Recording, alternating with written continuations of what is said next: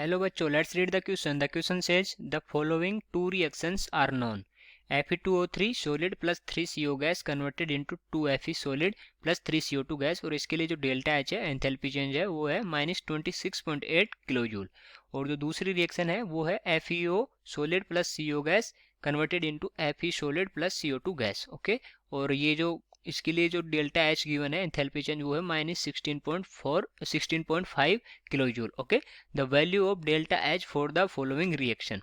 तो और ये रिजल्टेंट रिएक्शन है Fe2O3 solid plus CO gas converted into 2FeO solid plus CO2 gas. और जो दो रिएक्शन गिवन है इनसे अपने को ये रिएक्शन फॉर्म करनी है। ओके, और इसके लिए जो डेल्टा एच है इस रिएक्शन के लिए वो डेल्टा एच अपने को फाइंड आउट करना है। और ऑप्शंस है +6.2 kilo joule, +10.3 kilo joule, -43.3 kilo joule, -10.3 kilo joule. Okay, तो करते हैं फाइंड आउट इसके लिए। तो सबसे पहले लिखेंगे इस क्वेश्चन का की कॉन्सेप्ट, और इस क्वेश्चन के लिए की कॉन्सेप्ट क्या हो जाएगा, enthalpy change for the reaction, for a reaction. Okay, ये हो जाएगा इस क्वेश्चन के लिए की कॉन्सेप्ट। ओके, और पहले देखते हैं सबसे पहले कि ये जो एंथैल्पी चेंज है ये होती क्या है। तो एंथैल्पी चेंज होती है it is the amount of heat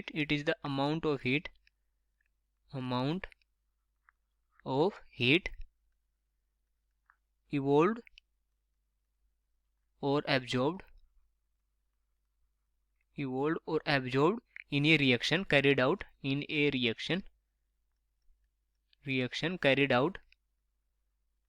at a constant pressure। Okay, तो जो अमाउंट ऑफ हीट रिलीज या अब्जॉर्ब होती है in reaction at constant pressure उसको बोलते हैं अपन enthalpy change for the reaction. Okay, तो अब ये सबसे पहले इस क्वेश्चन की जो दो रिएक्शंस गिवन है वो लिख लेते हैं। Fe2O3 और ये किस फेज में, सॉलिड, प्लस 3CO ये है गैस, और ये कन्वर्ट किस में हो रहा है, ये हो रहा है 2Fe solid plus 3CO2 gas. Okay, और इसके लिए जो एंथैल्पी चेंज गिवन है वो है -26.8 किलो जूल। और जो दूसरी रिएक्शन है इसको रिएक्शन फर्स्ट नाम दे देते हैं, और जो दूसरी रिएक्शन है अपने पास वो है FeO solid plus CO gas, और ये किस में कन्वर्ट हो रही है, ये हो रही है Fe plus CO2 gas. Okay, और ये जो Fe है एक सॉलिड फॉर्म में। ठीक है, तो अब देखते हैं कि इन पे जो मल्टीप्लिकेशन, सब्सट्रैक्शन और एडिशन की जो फॉर्म होते हैं वो लगा के अपने को ये रिएक्शन फॉर्म करनी है। ओके, तो अब देखते हैं कि किस तरह से फॉर्म होगी। तो यहाँ पर जो 2Fe सॉलिड है इस रिएक्शन में देखें तो यहाँ पर जो Fe है वो नहीं है। ओके, यहाँ पर Fe कहीं नहीं है रिजल्टेंट रिएक्शन में, तो ये जो Fe को अपने को कैंसिल आउट करना पड़ेगा। और कैंसिल आउट कैसे कर सकते हैं, अगर इस रिएक्शन को जो रिएक्शन सेकेंड है इसको अगर अपन किससे मल्टीप्लाई करें, 2 से मल्टीप्लाई करें और इसमें से फर्स्ट में से सब्ट्रैक्ट कर दें तो ये इसमें से ये एलिमिनेट हो जाएगा, कैंसिल आउट हो जाएगा। 2Fe माइनस 2Fe, ये Fe नहीं बचेगा। ओके, तो अब देखते हैं जो थर्ड रिएक्शन बनाते हैं, इसको 2 से मल्टीप्लाई करते हैं। थर्ड रिएक्शन कैसे बनेगी, रिएक्शन सेकेंड इंटू 2, मतलब multiplication of 2 with second, reaction second. Okay, और अब ये लिख लेते हैं ये रिएक्शन कैसे बनेगी, 2FeO solid plus CO gas, ये हो जाएगा 2Fe plus 2CO2 gas. Okay, और ये क्या था, ये था सॉलिड। ओके, अगर ये अब ये रिएक्शन होगी अपनी थर्ड, तो अब ये अपने को जो लगाने हैं एडिशन सब्ट्रैक्शन वो फर्स्ट और थर्ड में देखेंगे। ओके, तो अगर फर्स्ट में से अगर अपन थर्ड माइनस करते हैं तो क्या होगा, जो 2Fe2O3 है Fe2O3 रह जाएगा, और जो 3CO है ये यहाँ से अगर माइनस होगा तो ये कितना बच जाएगा, ये, और ये सॉरी ये भी मल्टीप्लाई होगा तो ये भी कितना हो जाएगा 2CO। तो ये 3CO माइनस 2CO कितना हो जाएगा 1CO, और Fe से ये Fe ये 2Fe से 2Fe कैंसिल आउट हो जाएगा, और 3CO2 में से एक CO2 जाएगा तो ये 1CO2 बच जाएगा, और यही अपनी रिजल्टेंट रिएक्शन है।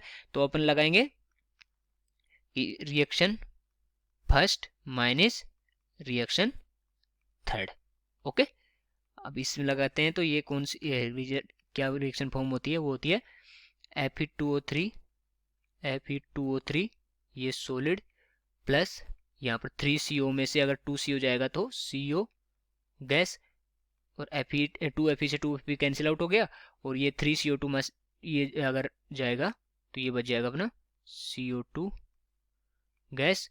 ओके, और ये जो है FeO 2FeO, यहाँ पर कोई नहीं है इसको कैंसिल आउट करने के लिए, तो ये 2FeO अगर माइनस में है, क्योंकि ये अभी मतलब फर्स्ट माइनस थर्ड किया तो ये माइनस में, तो ये रिएक्टेंट में है तो प्रोडक्ट की साइड में चला जाएगा 2FeO सॉलिड। ओके, तो ये आ गया अपनी resultant reaction CO2 gas plus 2FeO solid.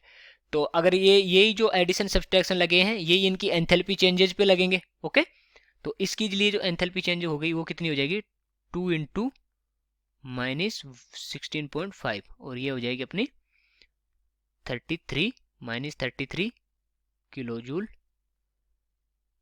Okay, तो फर्स्ट रिएक्शन का क्या हो गया, ये हो गया डेल्टा H1। ओके, और इसको लिख लेते हैं delta H2। Okay, delta H2 कितना होगा माइनस 33 किलोजूल, और डेल्टा H1 कितना हो गया माइनस इसको वैल्यू लिख लेते हैं माइनस 26.8 किलोजूल। ओके, अब देखते हैं जो एंथैल्पी फॉर द रिएक्शन क्या होगी, del RH is equal to क्या हो जाएगा sum of enthalpies of product.